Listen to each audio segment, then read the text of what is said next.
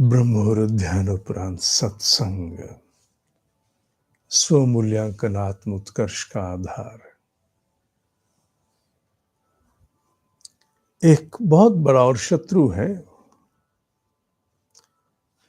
जो आत्म उत्कर्ष की यात्रा में, या मैं यूं कहूं सामान्य जीवन में भी साधक को दुष्प्रभावित कर जाता है।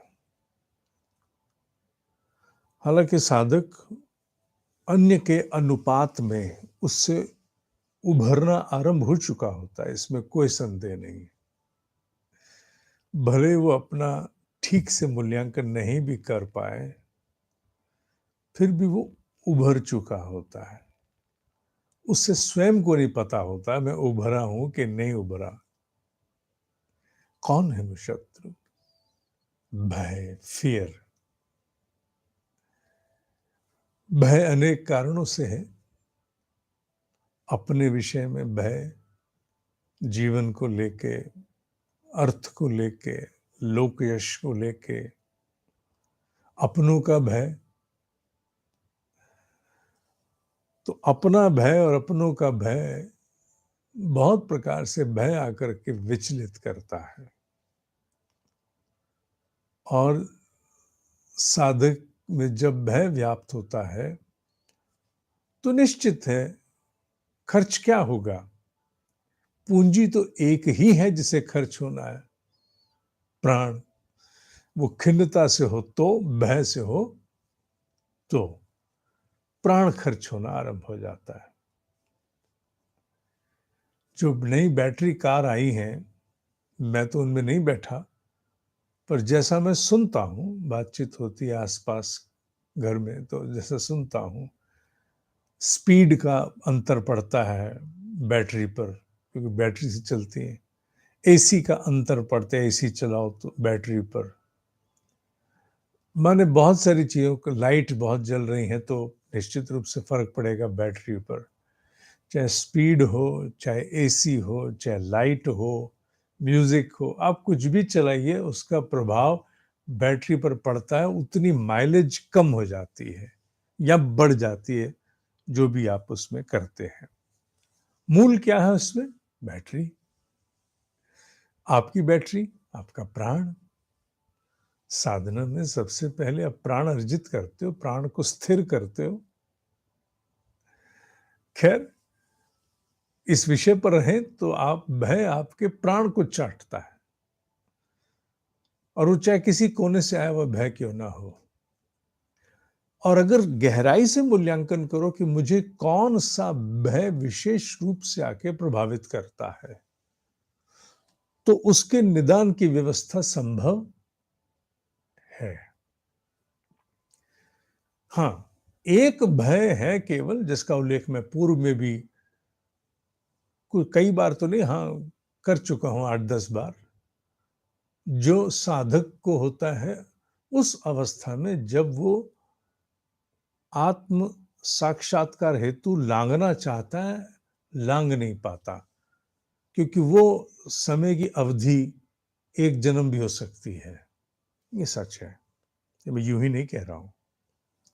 वो एक जन्म की भी अवधि हो सकती है।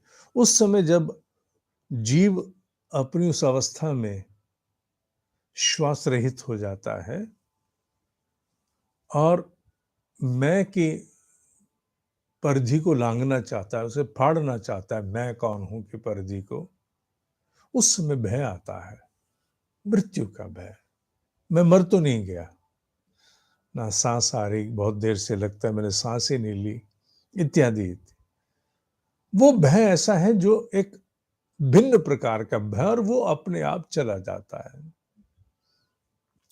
उसको छोड़ दो केवल, बस उसे छोड़ दो। बाकी जितने भी लौकिक स्तर के भय हैं वो प्राण को चाटते हैं। ये वाला जो पहला मैंने भय बताया उस साधना की अवस्था में, वो प्राण नहीं चाटता, वो प्राण नहीं चाट, बाकी के प्राण चाट जाते हैं।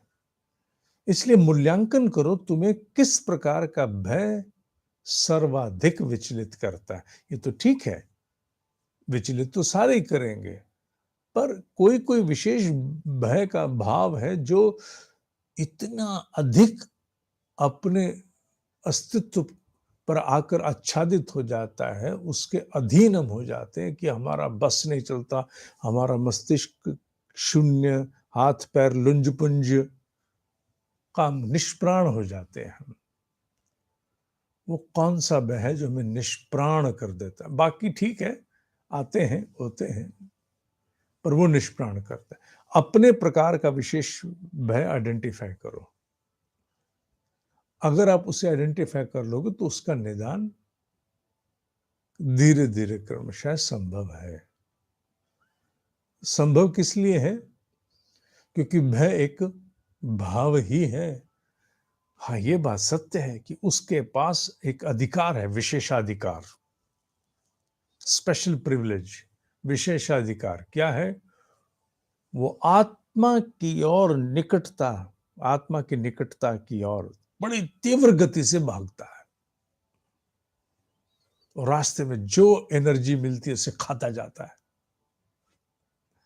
कहीं भी वो प्राण उसको मिल जाएगा, वो खाता जाएगा।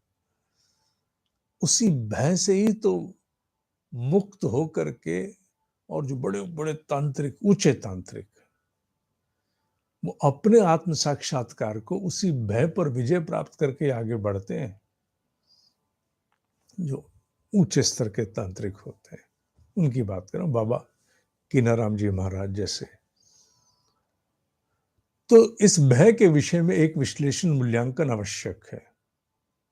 जानने की चेष्टा करो तुम्हारा वाला कौन सा है। सभी होंगे, मैं मानता हूं, पर एक जो तुम्हें निष्प्राण कर देता है, जिसके बाद तुम्हारा बस नहीं चलता अपने आप से, तुम इस प्रकार हो जाते हो,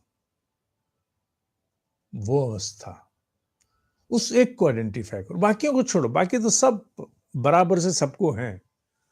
माया जिस प्रकार थोड़ी थोड़ी सबको व्याप्ति है, पर एक विषय को लेके माया एवं भासी, कहते नाव को ऐसे हाँक के ले जाती है, भगवत गीता कहती है, जैसे मनुष्य को ऐसे हाँक के ले जाता है कोई एक विषय, जैसे वायु को वेग से पतवार वाली नाव बेबस होके हाँक दी जाती है। इसलिए अपने एक प्रकार का भय पहचानो, बाकियों को छोड़ो, बाकी सब हैं, मानता हूं, मानता हूं, उसे पहचान लो, उसके निदान की व्यवस्था है। बाकियों का भी उल्लेख धीरे धीरे हम आगे सत्संग में करेंगे। ठीक है। कर्मयोग के अगस्त माह के ऑनलाइन कक्षाओं के बैच के आवेदन अभी हम लिए जा रहे हैं।